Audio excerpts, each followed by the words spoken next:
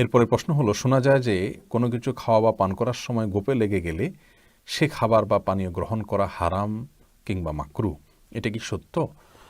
এটি আমাদের সমাজে বহুল প্রচলিত ভুল ধারণাসমূহের মধ্যে থেকে একটি। গোপে যদি কোনো খাবার বা পানীয় লেগে যায় তাহলে সে খাবার বা পানীয় গ্রহণ করা হারাম কিংবা মাকরুহ কোনোটিই হয় না এবং সেটি নাপাকও হয় না। কারণ গোপ মানুষের শরীরের সচরাচর পবিত্র একটি অঙ্গ, অতএব এটি কোনো খাবারে লেগে গেলে সে খাবার নাপাকও হবে না এবং সেটি খাওয়া নিষিদ্ধ হবে না। তবে রাসূল আকরাম সাল্লাল্লাহু আলাইহি ওয়াসাল্লাম পুরুষদেরকে গোঁফ ছোট রাখতে নির্দেশ করেছেন, সেটি ভিন্ন বিষয়।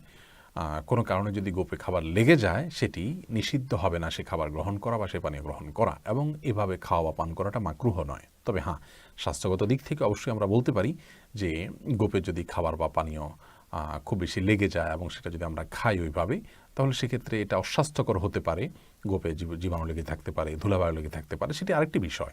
কিন্তু শরিয়া দৃষ্টিকোণ থেকে গোঁফে খাবার লেগে গেলে, পানীয় লেগে গেলে সে খাবার বা পানীয় গ্রহণ করতে কোনো অসুবিধা নেই।